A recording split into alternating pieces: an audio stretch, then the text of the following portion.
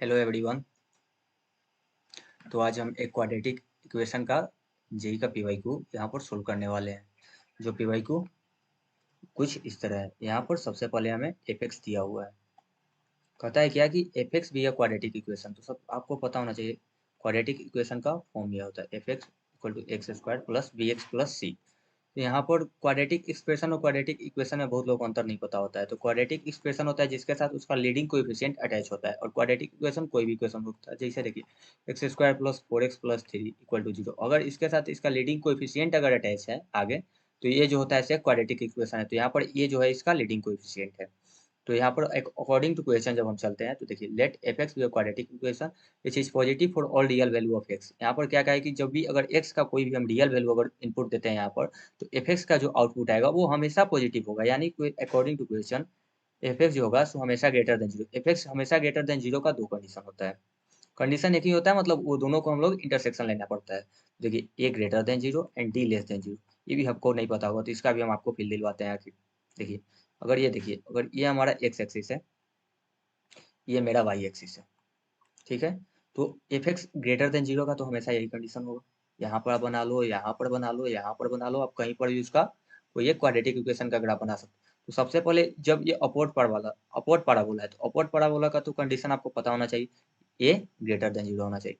और देखिए यहाँ पर कोई भी रूट इसका नहीं आ रहा है। जब आखिर जो क्वाड्रेटिक इक्वेशन है वो एक्स एक्सिस को कट करेगा तभी ना कोई उसका एक भी रूट आएगा। तो यहाँ पर तो कोई कट नहीं करा है, यानी कि डी जो है इसका हमेशा लेस देन जीरो। यानी कि हमको ये दोनों कंडीशन का इंटरसेक्शन लेना पड़ेगा। ये भी होना चाहिए at a time A greater than zero भी होना चाहिए, और डी लेस देन जीरो भी होना चाहिए, तभी एफ एक्स हमेशा ग्रेटर देन जीरो हो सकता है।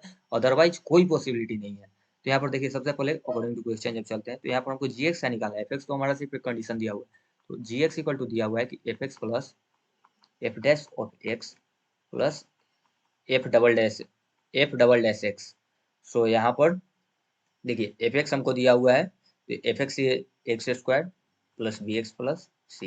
F single dash of x का मतलब होता है कि इसको एक बार हमको डेरिवेटिव निकाल के यहाँ पर पुट करना। एफ डबल डैश एक्स का मतलब है कि इसका हमको सेकंड ऑर्डर डेरिवेटिव निकालना है। तो वो भी अगर आपको नहीं आता है तो भी हम आपको यहाँ पर क्लियर करते हैं। देखिए एफ डैश ऑफ एक्स हो गया, जब इसका डेरिवेटिव निकालेंगे टू आगे आ जाएगा, इसका पावर एक घट जाएगा। तो two of a x plus b. हम जहाँ तक मुझे लगता है यहाँ तक तो आप सब कुछ समझते होंगे, क्योंकि बहुत बेसिक हो जाएगा, इससे बेसिक कोई नहीं जा सकता है। तो देखिए ये आ गया। यहाँ पर एफ डैश ऑफ एक्स का वैल्यू हम पुट करते हैं। मुझे लगता है कि ब्रश का थोड़ा नीडल कुछ ज़्यादा हो गया है, इसको कम करते हैं अगले स्लाइड में। तो यहाँ पर देखिए, तो सबसे पहले इसको हम अब क्वाड्रेटिक इक्वेशन के अरेंजिंग में लिख देते हैं डिसेंडिंग ऑर्डर ऑफ पावर में, जिससे हम एक्स का डिस्क्रिमिनेंट का एथी निकाल सकते हैं।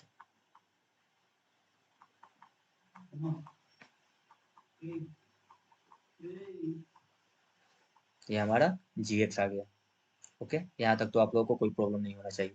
अब यहाँ पर हमको सबसे पहले आखिर जी एक्स ग्रेटर देन जीरो जी एक्स लेस देन जीरो कब पता चले, यानी कि जी एक्स का हमको लीडिंग कोएफिशिएंट का पता होना चाहिए, इसका डिस्क्रिमिनेंट का पता होना चाहिए। उसके बाद इसका हम कुंडली निकाल कर रख दे सकते हैं। आखिर क्या कुंडली आएगा, ये ग्रेटर देन जीरो हो सकता है, रियल हो सकता है, रूट्स के बारे में इसके पॉजिटिव निगेटिव, या फिर कैसे लाई करेगा। अगर इसका डिस्क्रिमिनेंट को मुझे पता रहेगा तो हम इसका कुछ भी निकाल के रख सकते हैं।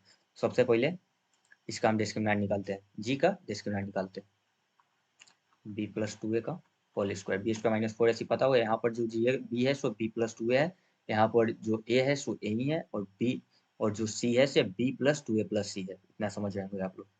होप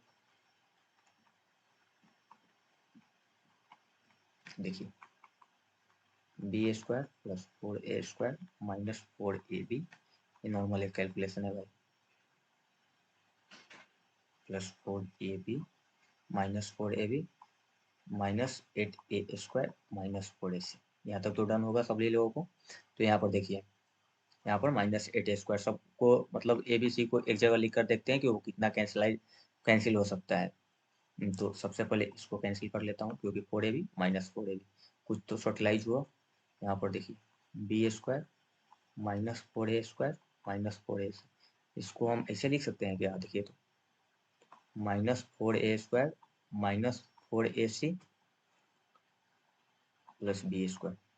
ये जो टर्म है सो डी है क्या, और ए स्क्वायर तो हमेशा पॉजिटिव होगा, और आगे इसका निगेटिव लगा हुआ है, यानी कि negative into positive, negative into positive, और यहाँ पर देखिए बी स्क्वायर माइनस 4ac है, और डी हमको यहाँ से क्या पता था कि डी हमेशा लेस देन 0 है, यानी कि ये भी इसको भी जब मल्टीप्लाई कीजिएगा तो ये भी निगेटिव हो जाएगा और ये भी निगेटिव हो गया, यानी कि जो इसका डी है सो हमेशा लेस देन 0 है।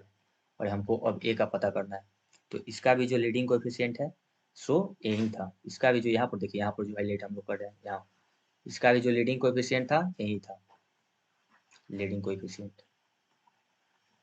और ए का भी हमको जानकारी पहले से था कि ये हमेशा लेस ग्रेटर देन 0 है, यानी कि अब सी का हम यहाँ पर जो भी है वो निकालते हैं। तो देखिए देख सकते हैं आप लोग, a greater than 0 and d less than 0, यानी कि किसका कंडीशन होता है, जी एक्स हमेशा ग्रेटर देन 0 होगा। ये तो आपको पता चल गया होगा। और एक और क्वेश्चन हम इसी के साथ आप लोग को बताते हैं, वही क्वेश्चन हमारे पास होगा। यहाँ पर एक और क्वेश्चन यहाँ पर दिया है कि both the roots of equation x minus b x minus c into x minus a into x minus b are always. I think ये क्वेश्चन मैं आपको अगले स्लाइड में करवाता हूँ, क्योंकि यहाँ से आप वीडियो कुछ ज़्यादा ही लेंदी हो जाएगा। अगर हेल्पफुल लगे तो आप लोग प्लीज़ लाइक कर दीजिएगा। Thank you so much. Meet you soon.